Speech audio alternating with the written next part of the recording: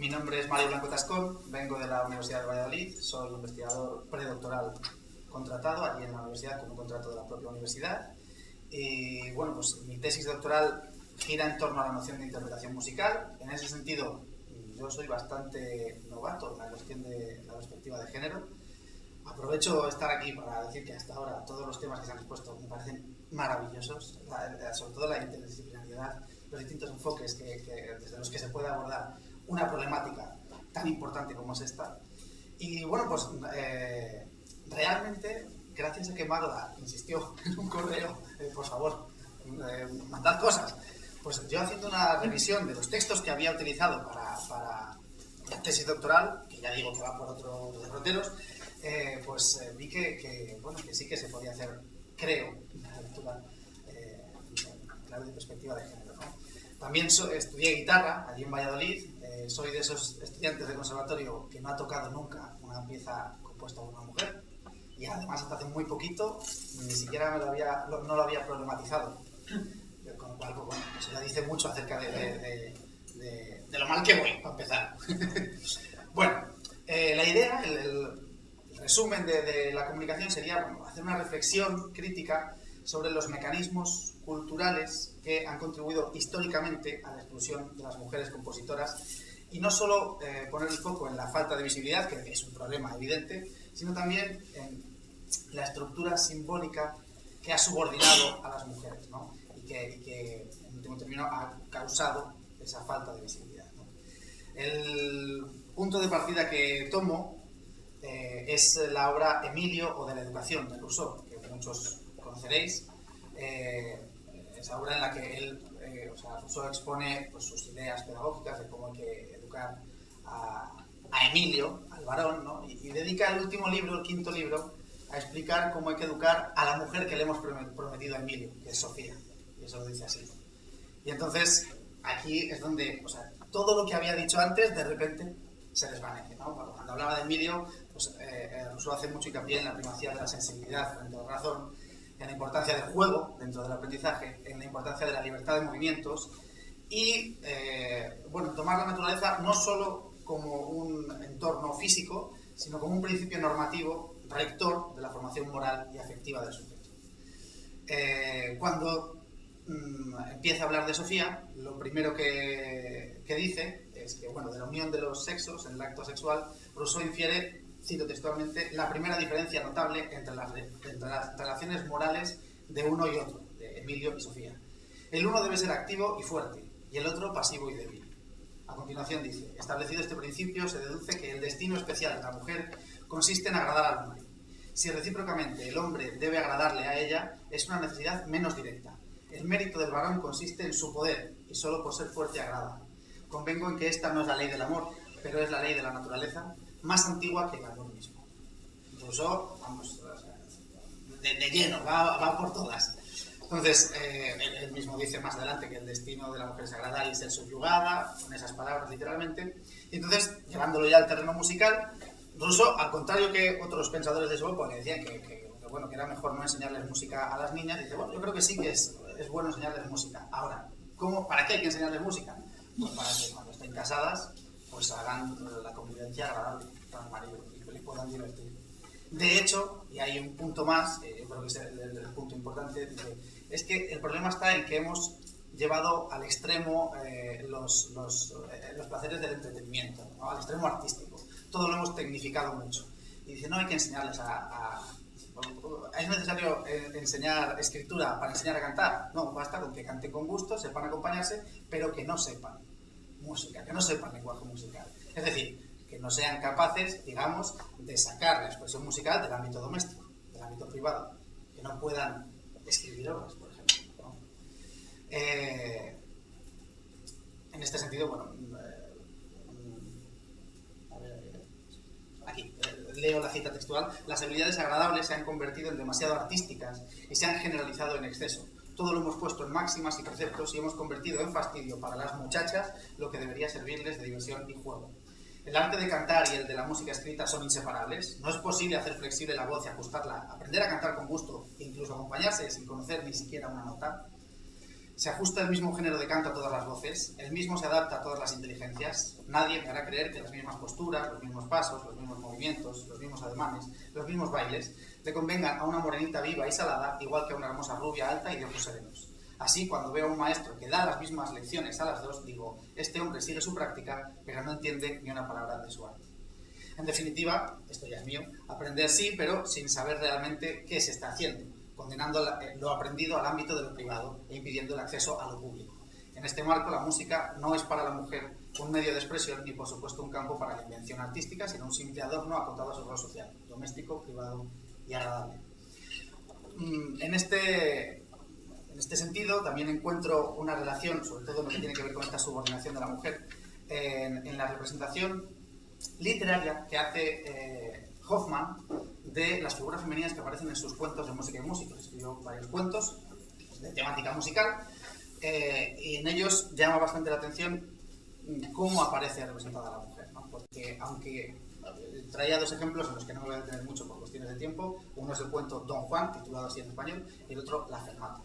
En ellos incluso hay, por ejemplo, en el de Don Juan, el personaje favorito, o sea, femenino, perdón, que aparece, pues expresa cómo la música para ella es un medio de expresión de su propia intimidad, cómo de alguna manera es capaz de conocer rincones de su alma cantando y no tanto discurriendo, ¿no? Es decir, parece que está dando una lectura expresiva a la mujer, pero esta lectura cae al final porque lo que importa de eso es que al oyente que escucha a esa mujer cantar le permite el acceso al ámbito trascendente, al reino celestial que habitan los compositores.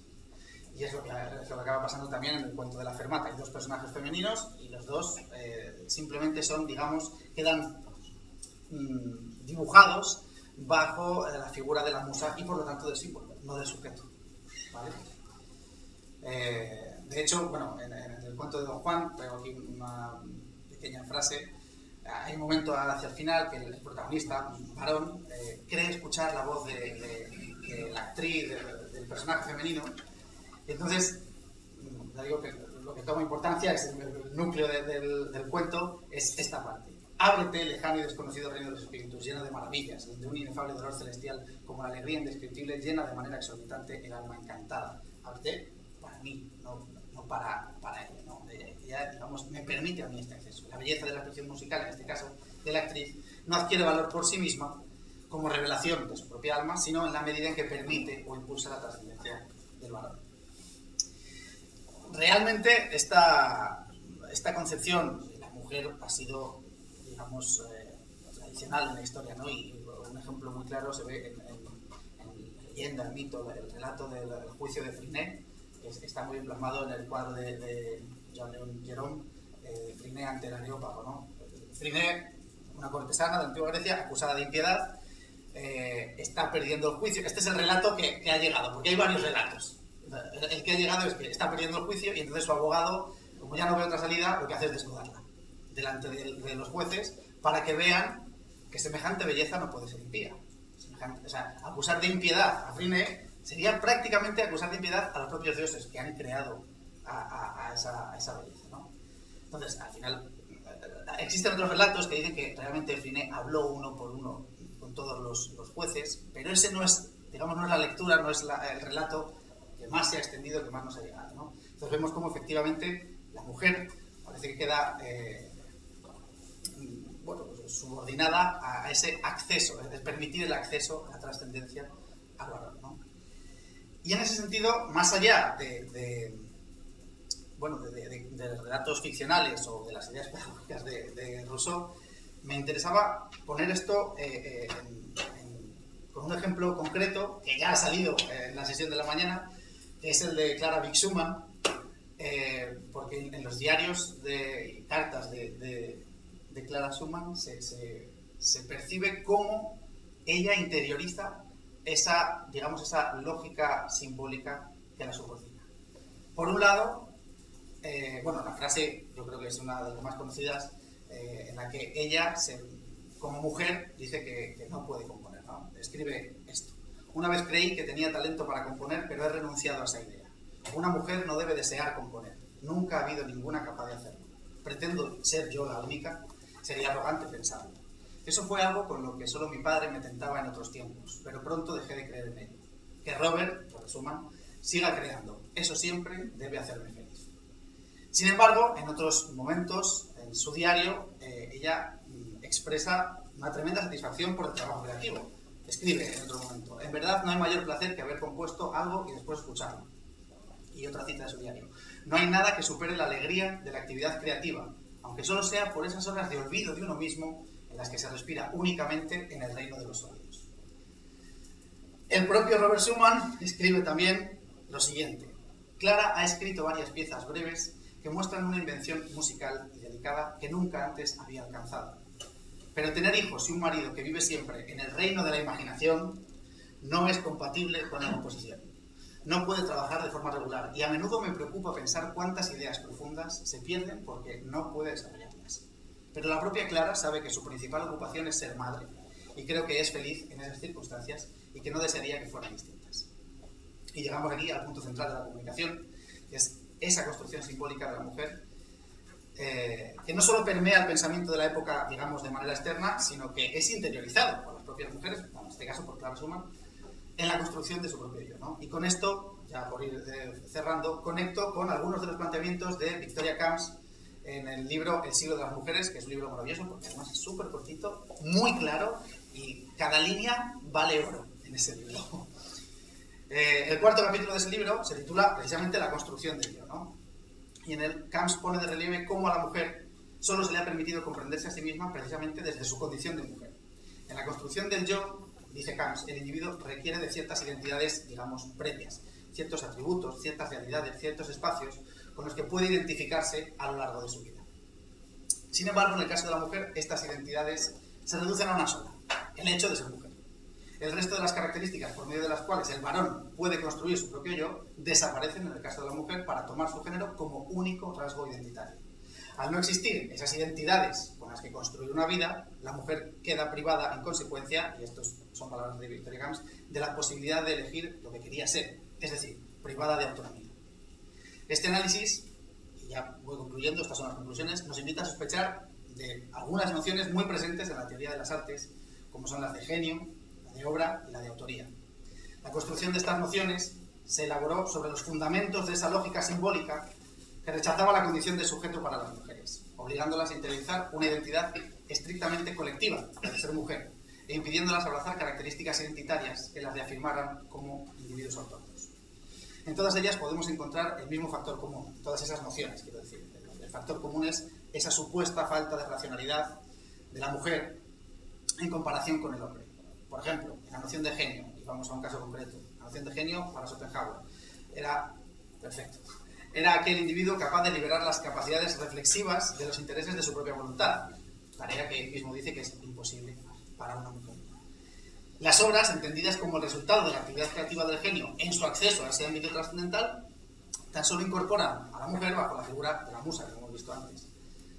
Y por último, en consecuencia con lo anterior, si la mujer no es, digamos, capaz de crear obras, tal y como está comprendida, pues la autoría queda de entrada vetada para ella, lo que explicaría las actitudes de sorpresa de muchos oyentes ante las creaciones de mujeres, como la del propio Robert Schumann ante las composiciones de su esposa, o lo que explicaría también por qué a Beethoven solo lo pueden tocar hombres, ¿no? Es lo que se ha dicho esta mañana. Con esto cierro. Cerrar los ojos a este legado simbólico es perpetuarlo.